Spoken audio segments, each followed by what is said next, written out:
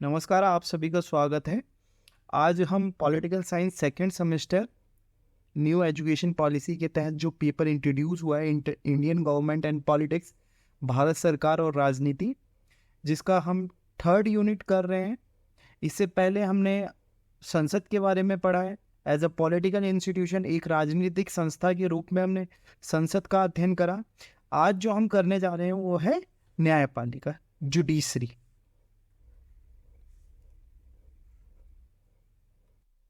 जैसा कि हमने पिछली कक्षा में पढ़ा था, हमने पिछले लेक्चर में कवर करा था कि देखिए, जो गवर्नमेंट होती है उसकी पार्ट्स होते हैं। एक हो गया आपका पार्लियामेंट, जिसको लेजिस्लेचर भी कहते हैं। दूसरा होता है आपका एग्जीक्यूटिव, और तीसरा जो होता है वो होता है जुडिशरी। तो इसी को हम आज पढ़ने जा रहे हैं। देखिए, पहला स्टेटमेंट क्या है कि judiciary is an important organ of the government. एक महत्वपूर्ण क्या है, अंग है। न्यायपालिका सरकार का एक महत्वपूर्ण अंग है। अब देखिए, जो जुडिशरी का जो मेन जो कार्य है, जो फोकस है, वो क्या है, इंटरप्रेट करना। किसको? जितने भी कानून हैं भारतीय संविधान में, या भारतीय संविधान को क्या करना, उसकी व्याख्या करना, ये इसका प्रमुख कार्य है। और दूसरा क्या हो गया, लॉस को इन्फोर्स करना, जिसको प्रवर्तन कहते हैं। प्रवर्तन।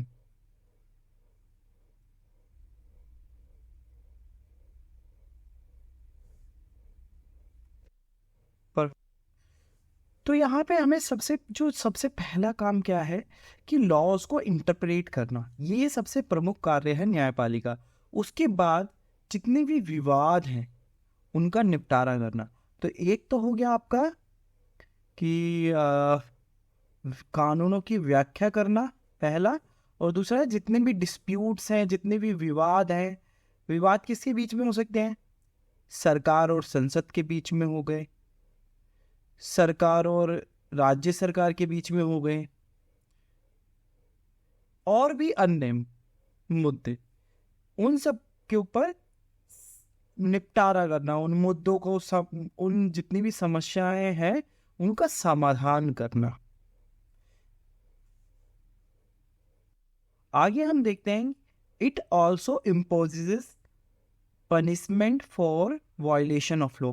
अगर कोई भी कानून का उल्लंघन करता है या कानून को तोड़ता है, तो हम क्या बोलते हैं? हम न्यायालय के पास जाएंगे। ठीक है, न्यायालय।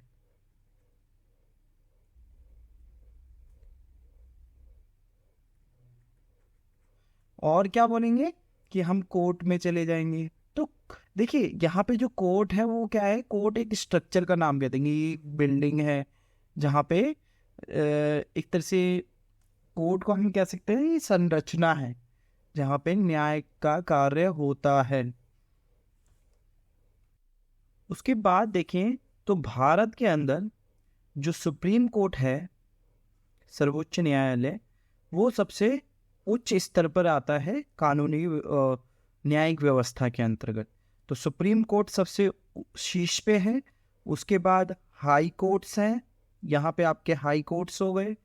और यहाँ पे बाकी जितने भी डिस्ट्रिक्ट कोर्ट हो गए, सेशन कोर्ट्स हो गए, वो सब। तो सुप्रीम कोर्ट जो है वो सबसे शीर्ष पर है सभी कोर्टों के अंदर। उसके बाद सारे सबऑर्डिनेट कोर्ट्स हैं।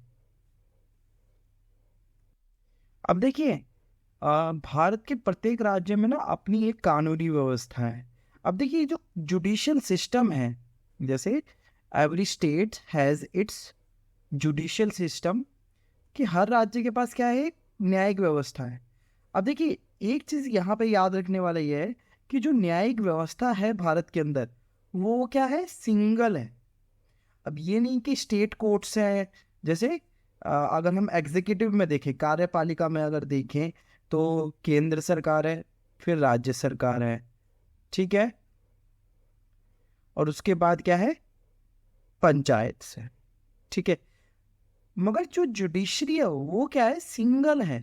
ठीक है, यही एक एक क्या है, पूरी हायरार्की है, जिसके टॉप पे सुप्रीम कोर्ट है, हाई कोर्ट है, उसके बाद फिर सेशन हो गए या डिस्ट्रिक्ट हो गए, वो जैसे जैसे हैं, ठीक है।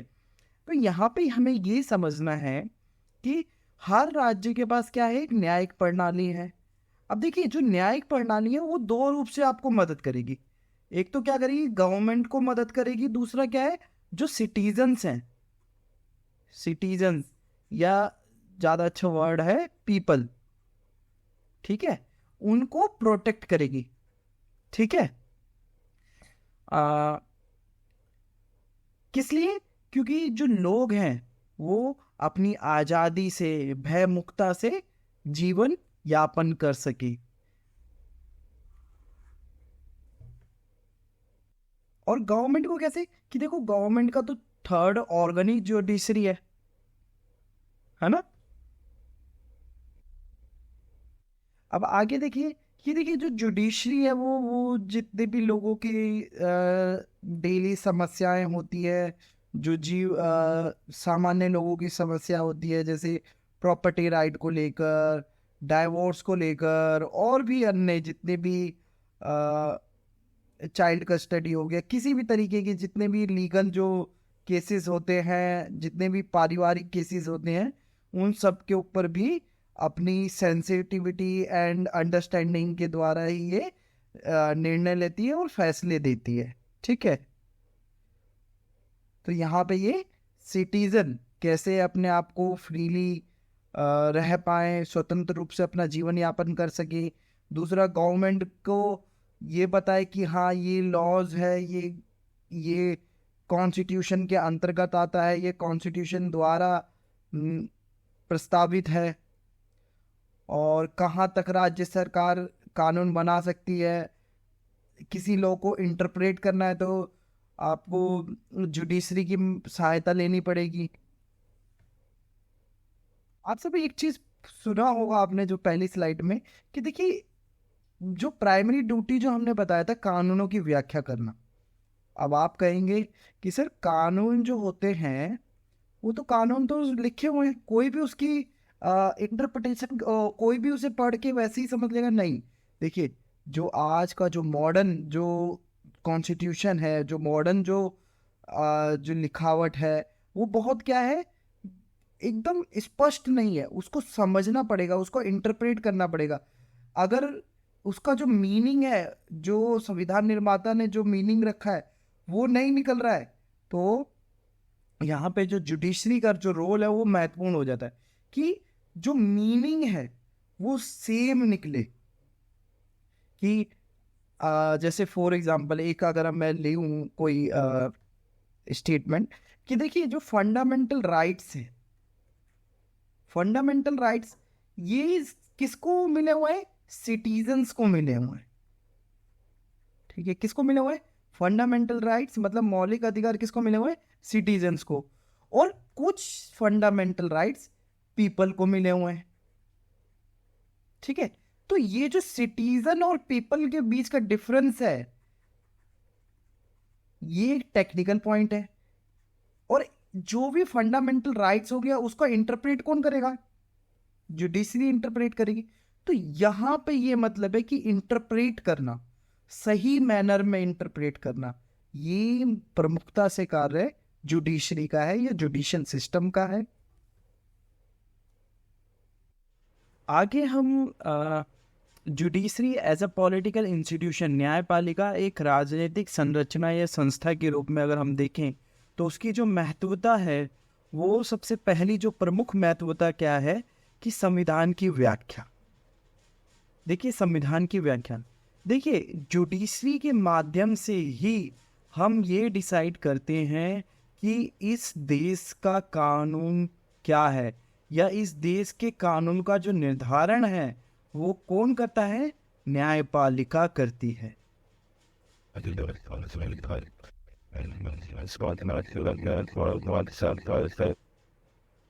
यानी या तो कॉन्स्टिट्यूशन या संविधान की व्याख्या हो गया, या दूसरा, जब भी हमारी संसद कोई कानून बनाती है तो उसकी व्याख्या, उसकी जांच कौन करता है, न्यायपालिका करती है। तो सबसे प्रमुख जो कार्य है एक राजनीतिक संस्था के स्वरूप में, ये सबसे प्रमुख कार्य आता है न्यायपालिका का। यानी जो हमारे जज हैं वही डिसाइड करते हैं कि इस देश का कानून क्या होगा। आगे हम देखें तो देखिए, जो न्यायपालिका है उसका जो प्रमुख कार्य है वो क्या करना है कि जो जितने भी कानून हैं वो क्या निष्पक्ष रूप से सबके ऊपर लागू होने चाहिए, निष्पक्षता के आधार पे। ये नहीं कि किसी के साथ भेदभाव किया जाए। दूसरा क्या है कि उस जितने भी हमारी समस्या या विवाद है उसका निपटारा करें या फिर उसको दूर करें। ये दो प्रमुख कार्य हैं इसके अंतर्गत। उसके बाद हम देखते हैं कि जब ये इंटरप्रेट करता है, जब ये कानून की व्याख्या करता है, तो कानून में जितना भी अस्पष्टता है उसको दूर करता है और एकदम आसान भाषा में बनाने की कोशिश करता है कि ये कानून है भारतीय समाज का या भारतीय संविधान का। आगे अगर हम उसका दूसरा प्रमुख कार्य देखें या फिर एक राजनीतिक संस्था के तौर पे हम न्यायपालिका को देखें, तो जो दूसरा प्रमुख कार्य है वो क्या है कि संविधान का क्या है, वो संरक्षक है। संविधान का क्या है, संरक्षक है। कैसे कि देखिए, जब भी लेजिस्लेचर कोई कानून बनाता है तो उसका जो निगरानी या फिर उसको देखना कि ये संविधान के द्वारा प्रस्तावित जो माप है या फिर जो सीमाएं हैं उसके अंतर्गत ही बना है या फिर इसको एक्सीड करता है या उस संविधान से बाहर निकल गया ये कानून, उसकी जांच करना कि ये संविधान के समक्ष है या नहीं है। दूसरा क्या है कि यह देखता है कि जो एग्जीक्यूटिव है, जिसको हम कार्यपालिका बोलते हैं, क्या वो अपनी अत्यधिक शक्तियों का तो उपयोग नहीं कर रहा है, यानी किसी के ऊपर मनमाने ढंग से कार्रवाई करना या फिर मनमाने ढंग से कानून बनाना। इन सबको देखता कौन है, न्यायपालिका।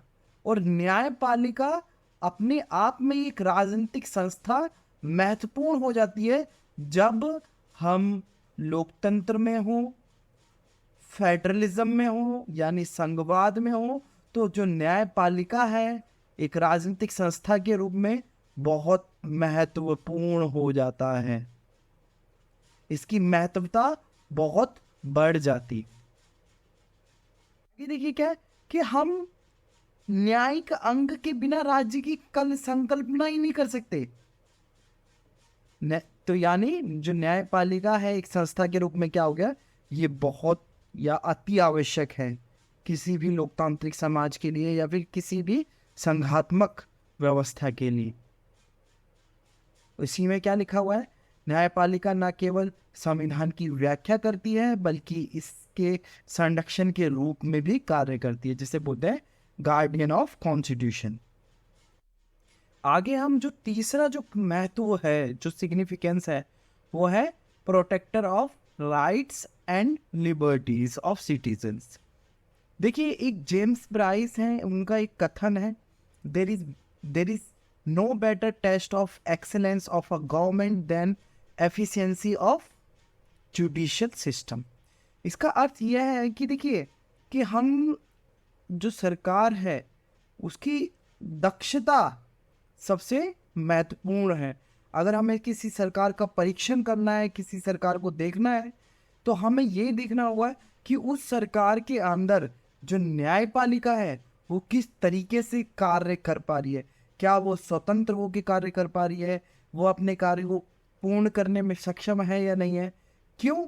क्योंकि देखिए, लोगों का कल्याण और सुरक्षा, अगर आप उसे न्याय जल्दी दिला दें और उसका कहीं पे भी अवमानना होती है तो अगर आप उसको जल्दी रिजॉल्व कर दें तो उससे क्या है कि लोगों का विश्वास बनेगा और क्या जो न्याय व्यवस्था है और महत्वपूर्ण बनी रहेगी। अदरवाइज नहीं तो समाज में विद्रोह होगा, क्योस होगा, अव्यवस्था फैलेगी। और उसी स्वरूप में हमें ये देखना है कि जब न्यायपालिका स्वतंत्र होती है किसी सरकार के अंतर्गत अपने कार्य को करने के लिए, जो न्याय है वो जल्दी उपलब्ध करा दे, तो इससे क्या होगा कि जो जो न्याय व्यवस्था है वो बनी रहेगी, कानून व्यवस्था बना रहेगा, लोग सम्मान करेंगे सरकार का भी। तो जो जो प्रमुख तीसरा जो कार्य है वो किस स्वरूप में है कि ये जो न्यायपालिका है क्या करती है, ये जो जितने भी हमारे नागरिक हैं उनके राइट्स, लिबर्टी, जैसे हमने पढ़ा था जो फंडामेंटल राइट्स होते हैं, अगर इसकी अवमानना होगी तो हम कहाँ जा सकते हैं? हाई कोर्ट जा सकते हैं, सुप्रीम कोर्ट जा सकते हैं, ठीक है। और जब मान लीजिए कोई गया और उसका केसेस ही इतना दिनों तक चलता रहा, तो कैसे विश्वास बनेगा? उसी संदर्भ में देखिए यहाँ पे लिखा है, the welfare and security of people depends upon the speedy and impartial dispensation of justice.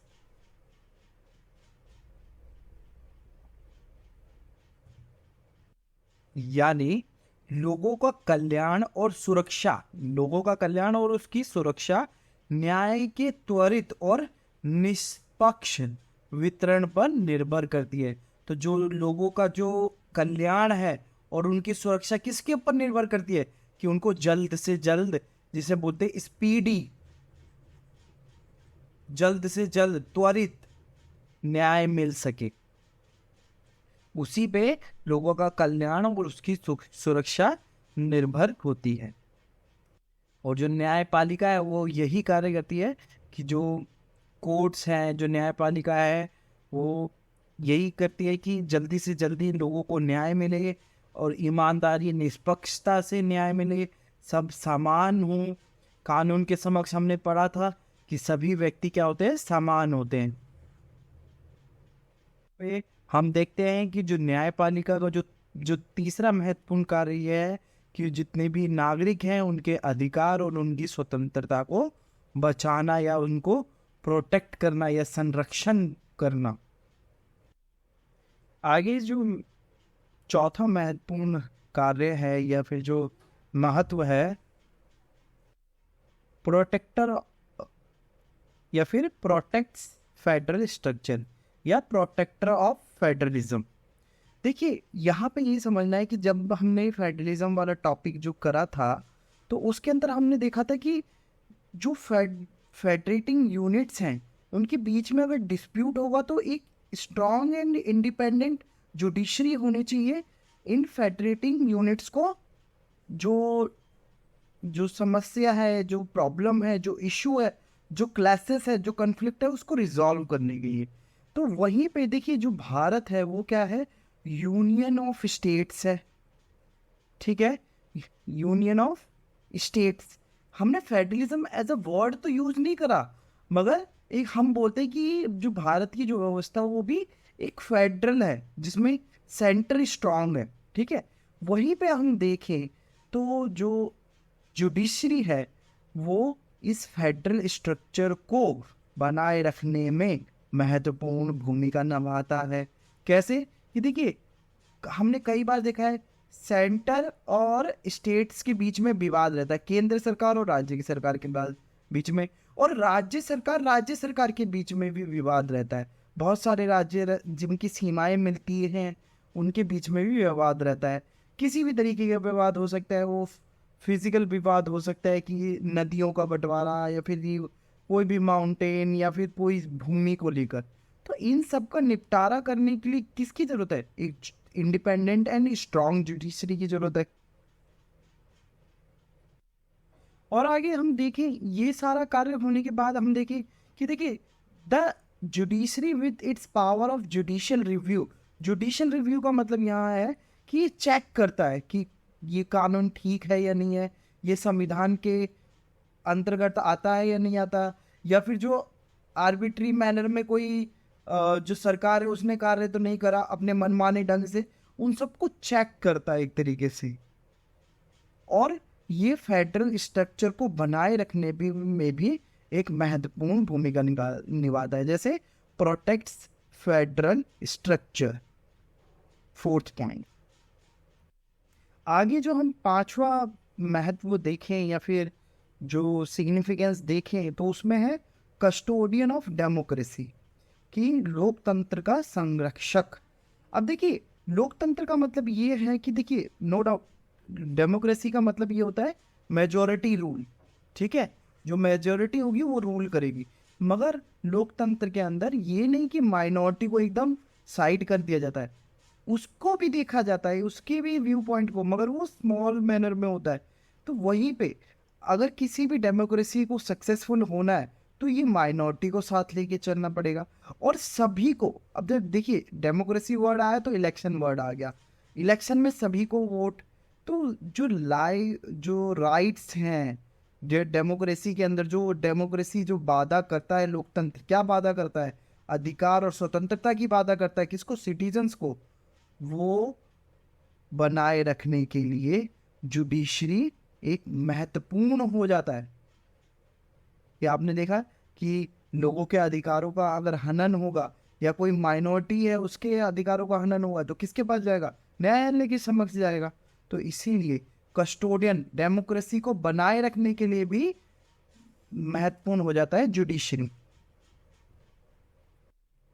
इन्हीं कार्यों की वजह से जो जुडिशरी है वो एक कस्टोडियन के रूप में भी सामने आता है कि डेमोक्रेसी को आगे ले जाने के लिए भी क्या होगा, जो जुडिशरी है वो एक महत्वपूर्ण हो जाता है, एक महत्वपूर्ण राजनीतिक संस्था हो जाती है। और आप सब जानते हैं कि भारत ने डेमोक्रेसी को ही अपना रखा है, पार्लियामेंट्री फॉर्म ऑफ डेमोक्रेसी, और उसको आगे बढ़ाए रखने के लिए, बनाए रखने के लिए जुडिशरी की जो महत्वता है वो हमेशा बनी रहती है। आगे हम देखते हैं भारत में न्यायपालिका, जुडिशरी इन इंडिया। अब देखिए, हमें यहाँ पे देखना है कि एक हिस्टोरिकल पर्सपेक्टिव देखना है जुडिशरी का, हिस्टोरिकल। अब देखिए, the British established a organize और सिस्टमैटिक अंग्रेजों ने स्वतंत्रता से पूर्व काल में भारत में एक सुसंगठित और व्यवस्थित न्यायिक प्रणाली की स्थापना की।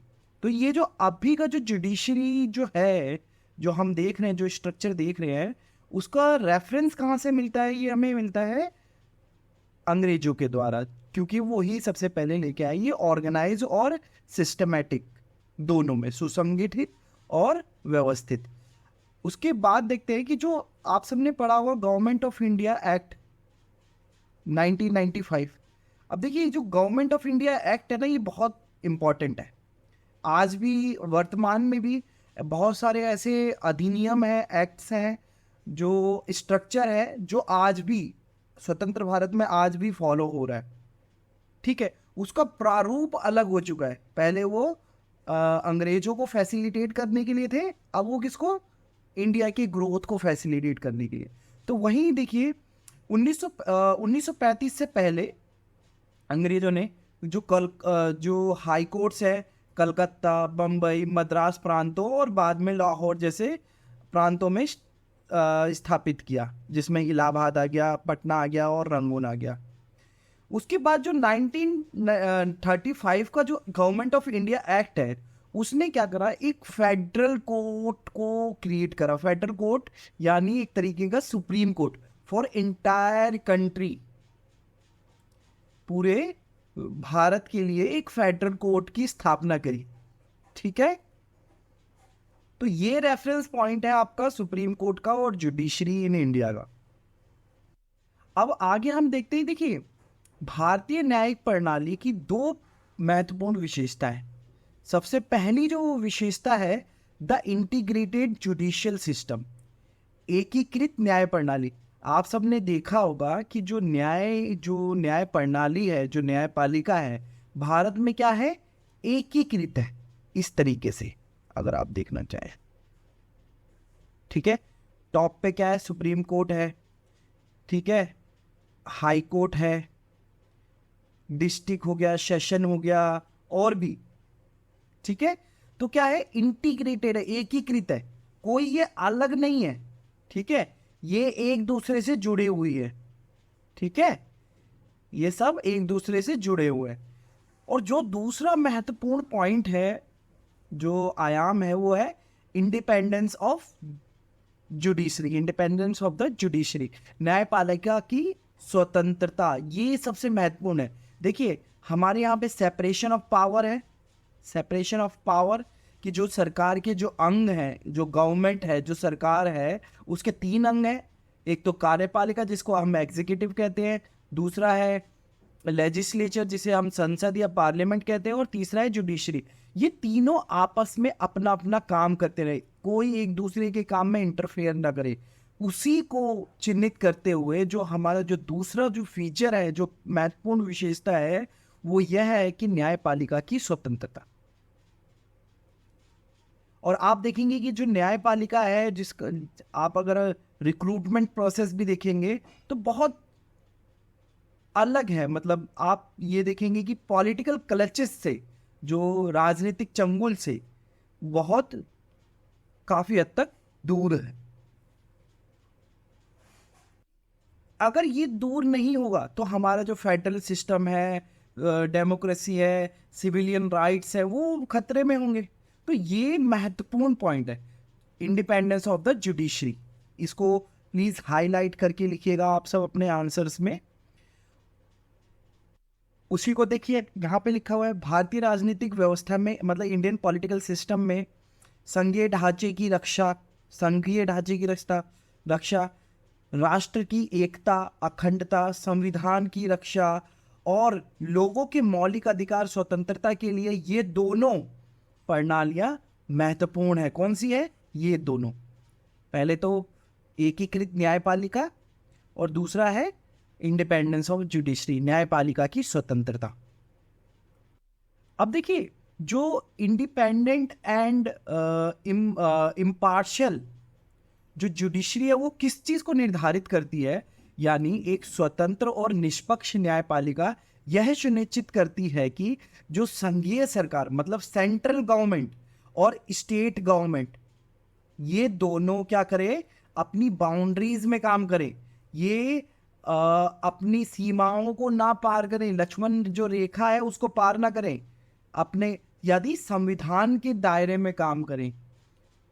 ठीक है, कि किसी भी मनमाने तरीके से काम ना करें। तो ये इंश्योर करती है, ये जो हमारी अगर स्वतंत्र और निष्पक्ष न्यायपालिका होगी तो यह चीज को सुनिश्चित करेगी कि जो संघीय सरकार और राज्य सरकारें अपनी सीमाओं के भीतर कार्य करें। आगे हम देखते हैं the framer of the constitution, जो संविधान निर्माता है, उन्होंने क्या करा? एक सिंगल यानी एकीकृत, इंडिपेंडेंट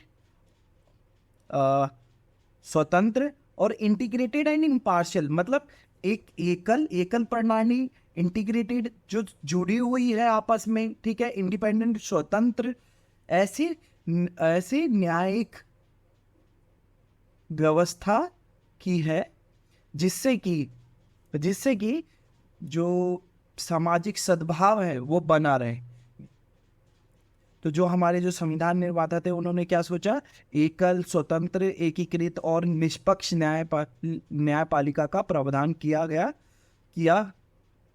सर्वोच्च न्यायालय जिसमें शीर्ष पर है, आप सब देखेंगे अगर जुडिशरी का अगर हायरार्की देखेंगे तो जो सर्वोच्च न्यायालय जिसे सुप्रीम कोर्ट बोलते हैं वो शीर्ष पर है। उसके बाद 25 हाई कोर्ट्स है आज की डेट में, ठीक है, हाई कोर्ट्स। उसके बाद बाकी सारे सेशन और डिस्ट्रिक्ट कोर्ट्स आते हैं। तो इस तरीके का हमारा जुडिशरी सिस्टम है इंडिया के अंदर, जिसके एपेक्स पे कौन है? सुप्रीम कोर्ट है। अब आगे देखते हैं। देखिए, सुप्रीम कोर्ट ऑफ इंडिया, कई बार आपने एससी लिखा हुआ सुना होगा न्यूज़पेपर में, एससी हर बार आता ही रहता है कुछ ना कुछ। तो सुप्रीम कोर्ट ऑफ इंडिया, देखिए, ये हाईएस्ट और फाइनल जुडिशियल कोर्ट है इन इंडिया में। और ये देखिए, आर्टिकल 125 ऑफ द कॉन्स्टिट्यूशन क्या स्टेट करता है? There shall be a supreme court of India consisting a chief justice and number of other जजेस। ठीक है, तो हम देख रहे हैं कि देखो, जो सुप्रीम कोर्ट है उसको पावर कहां से मिल रही है? हमारे कॉन्स्टिट्यूशन के आर्टिकल से मिल रही है। आर्टिकल का कौन सा है? 125। ठीक है, कई बार एग्जाम में पूछ लिया जाता है डायरेक्ट। अब तो ये जब अपनी जो पावर है वो कहाँ से नहीं विड्रॉ कर रहा है, कॉन्स्टिट्यूशन से, तो एक तरह से ये कॉन्स्टिट्यूशनल बॉडी है, ठीक है, कॉन्स्टिट्यूशन से पावर मिल रही है तो कॉन्स्टिट्यूशनल बॉडी है। उसके बाद द नंबर ऑफ जजेस is fixed by the parliament. अब देखिए पार्लियामेंट फिक्स करती है और टाइम टू टाइम चेंज भी करती है, जैसे जैसे बर्डन होता जा रहा है। आप सब देख रहे होंगे कि जो सुप्रीम कोर्ट है उसमें जजेस की नियुक्ति जो है वो बढ़ती जा रही है, या और भी जजेस की डिमांड है अभी भी।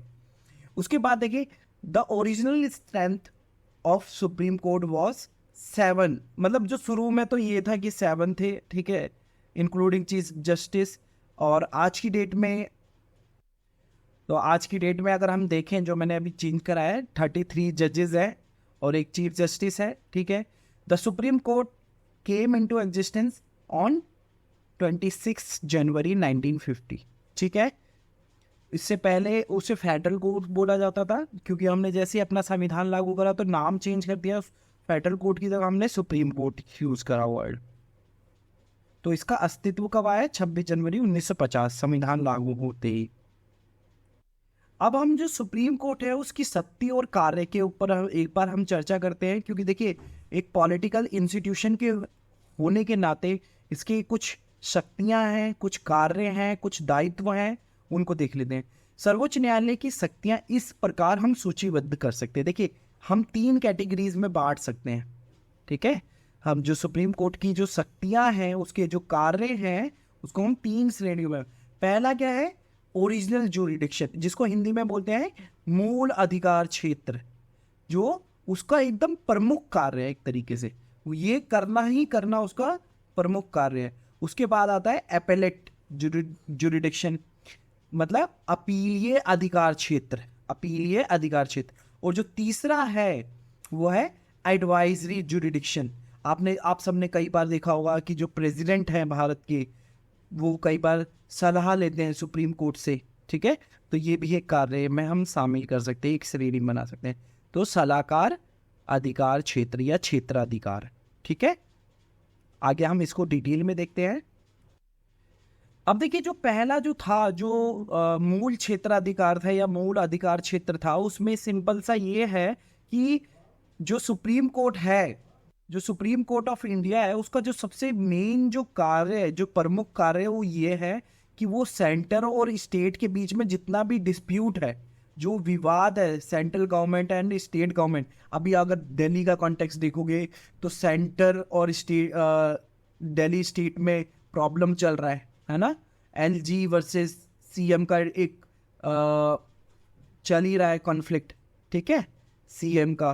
तो ये जो निपटारे हैं केंद्र और राज्य के विवाद का, जो या फिर केंद्र और केंद्र शासित प्रदेश के राज्य विवाद जो है उसको रिजॉल्व करना, उस विवादों को खत्म करना या उसको मिटाना या उसका निवारण करना, ठीक है। तो पहला तो ये हो गया ए में।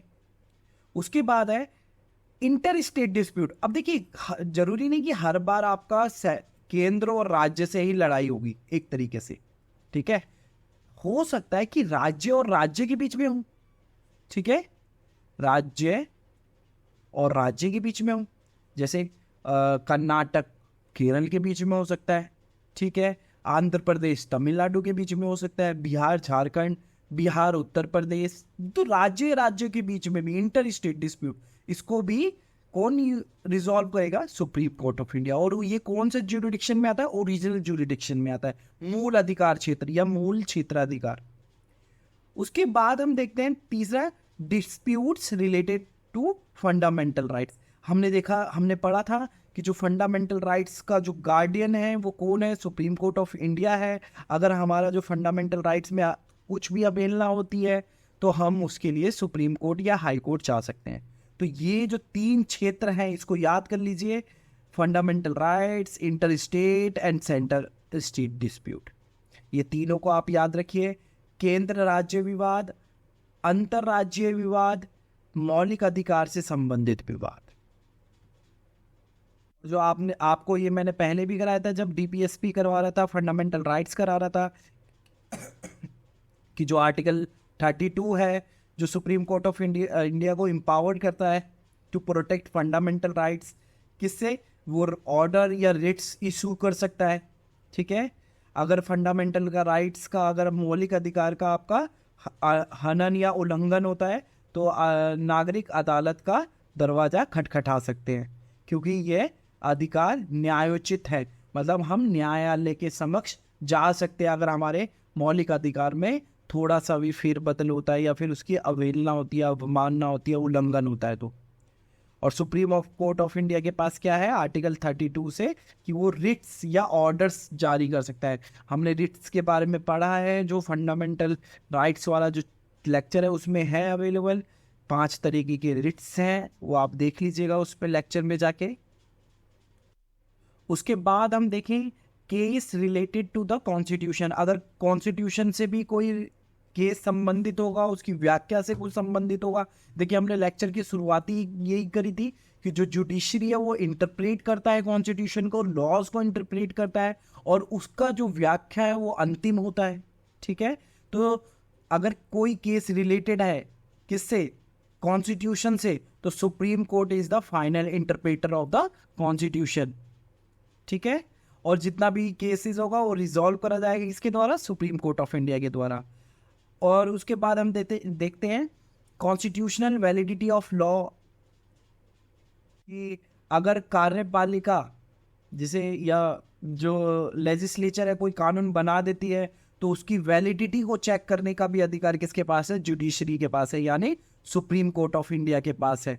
उसके बाद उसमें क्या है, to review the laws of legislature and executive orders that are accordance with the constitution. ठीक है, वो ये देखना है कि एक संविधान के अंतर्गत है या नहीं है, या संविधान के बाहर तो नहीं चला जाता, असंवैधानिक तो नहीं है, तो उसको या तो खत्म कर देना है या निरस्त कर देना है। ये भी एक तरह से ये अधिकार जुडिशरी या सुप्रीम कोर्ट ऑफ इंडिया के पास है।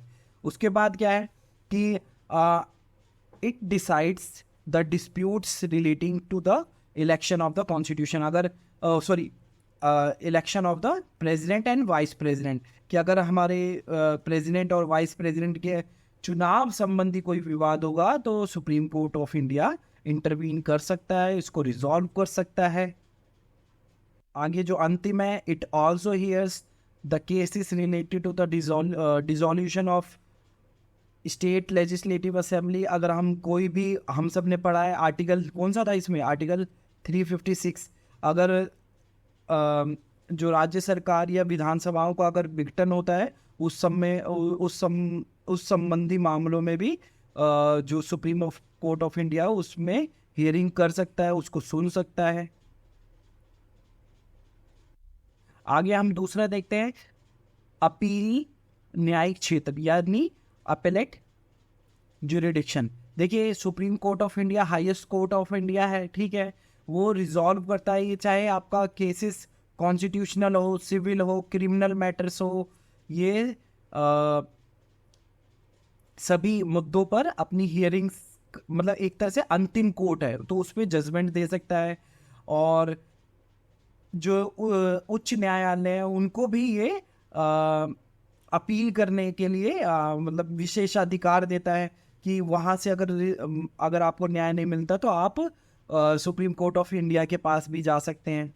ठीक है, अगर कोई भी जजमेंट हाई कोर्ट ने दे दिया और आपको लगता है तो आप सुप्रीम कोर्ट अग्रसर हो सकते हैं या सुप्रीम कोर्ट में अपनी याचिका डाल सकते हैं। ठीक है, the supreme court is empowered to hear appeals against the following cases। In cases पे आपकी अपील सुन सकता है, चाहे सिविल केसेस हो, क्रिमिनल केसेस हो, कॉन्स्टिट्यूशनल केसेस हो, स्पेशल लीव टू अपील। ठीक है, कोई जजमेंट है उसके खिलाफ, अगर किसी भी हाई कोर्ट के जजमेंट के खिलाफ अगर अपील करना हो तो भी आप कर सकते हैं। तो हाईएस्ट अपेलेट बॉडी है, मतलब आप अंतिम में सुप्रीम कोर्ट जा सकते हैं। ठीक है, तो ये दूसरा कार्य है सुप्रीम कोर्ट ऑफ इंडिया का, दूसरा श्रेणी है। उसके बाद आता है एडवाइजरी ज्यूरिडिक्शन यानी सलाहकार क्षेत्राधिकार, कि प्रेसिडेंट चाहे तो जो सुप्रीम कोर्ट ऑफ इंडिया है, जो जुडिशरी है, उससे एडवाइस ले सकता है, ओपिनियन ले सकता है किसी भी मुद्दे पर। दूसरा, जो सुप्रीम कोर्ट का एडवाइस है वो बाइंडिंग नहीं है कि अगर मान लीजिए सुप्रीम कोर्ट ने कोई एडवाइस दिया तो वो राय ना बाध्यकारी नहीं है, यानी प्रेसिडेंट माने या ना माने, बस हाँ ठीक है, एक ओपिनियन, एक नॉलेज लेने के लिए प्रेसिडेंट सलाह ले सकता है। तो एक सलाह का भी क्षेत्राधिकार है सुप्रीम कोर्ट ऑफ इंडिया में, ठीक है। और अगर आप अन्य कार्य के तौर पे देखेंगे तो आप देख सकते हैं कि जो सुप्रीम कोर्ट ऑफ इंडिया है या फिर जो जुडिशरी इन इंडिया है, उसमें क्या है, अन्य कार्य क्या है, court of records, supreme court के पास रिकॉर्ड्स होते हैं बहुत पुराने पुराने, ठीक है, और यूजफुल इंसाइट्स होते हैं, ठीक है, तो वो भी है। उच्चतम न्यायालय अभिलेख न्यायालय भी है, रिकॉर्ड्स रहते हैं, ठीक है। न्यायालय में सुरक्षित अभिलेखों में साक्ष्य मूल्य होते हैं, ठीक है, और भविष्य के मार्गदर्शन के लिए भी उपयोगी है, ठीक है। उसके बाद कंटेम्प्ट ऑफ कोर्ट, अगर मान लीजिए कि जुडिशरी का कोई फैसला है, सुप्रीम कोर्ट का फैसला, अगर कोई उसे नहीं मानता है या उसका क्रिटिसिज्म करता है, तो अगर आप डिसरिस्पेक्ट कर रहे हैं जुडिशरी का, तो आप जो कोर्ट है, जो जुडिशरी है, वो कोर्ट ऑफ कंटेम्प्ट के तौर पे आपके ऊपर जो प्रोसीडिंग्स है, जो चार्जेस है, जो कानूनी कार्रवाई है, वो शुरू कर सकती है। ये भी कार्य है, ठीक है, जुडिशरी इन इंडिया का। तो आप सबने जो प्रशांत भूषण वाला, अगर आपने केस देखा हो प्रशांत भूषण वाला, तो उसमें आप देख सकते हैं कि उन्होंने कंटेम्प्ट ऑफ कोर्ट जो चार्जेस लगाया था, कितने, ₹1 का चार्ज लगा दिया था, ठीक है। तो कंटेम्प्ट ऑफ कोर्ट का भी एक फंक्शन है जिससे वो अपने जो वर्डिक्स हैं, जो उसने फैसला दिया है, उसको मनवाने, अगर कोई उसकी अवहेलना करता है तो उसके ऊपर वो चार्जेस लगा सकते हैं। और आगे देखें, जो सुप्रीम कोर्ट ऑफ इंडिया है, जो जुडिशरी है इन इंडिया, वो एम्पावर्ड है कि अपने कोर्ट्स के रूल बना सकें, कि हाँ नो डाउट कि प्रेसिडेंट से वो अप्रूवल ले ले, मगर अपने कार्य को संचालित करने के लिए वो कुछ रूल्स बना सकते हैं अपने लिए, ठीक है। किस तरीके से उन्हें अपना ऑर्गेनाइज करना है, प्रैक्टिस करना है, किस तरीके से उन्हें सुनना है, प्रोसीडिंग्स को कैसे आगे बढ़ाना है, ठीक है, कैसे जजमेंट को रिव्यू करना है, वो उनके क्षेत्राधिकार में है। तो वो फ्री हैं make rules of the court, ठीक है। दूसरा इसी से रिलेटेड है, कंट्रोल ओवर इट्स इस्टेब्लिशमेंट्स, कि ये स्टाफ्स को अपॉइंट कर सकते हैं कि जो जैसे जिससे स्पीडी जस्टिस मिले, स्पीडी डिस्पोजल ऑफ केसेस, जल्दी से जल्दी निपटारे हों। तो ये अपने सबऑर्डिनेट को इस्टेब्लिश करने के लिए, यानी जो स्टाफ है उसकी नियुक्ति करने के लिए भी कुछ हद तक फ्री हैं, ठीक है।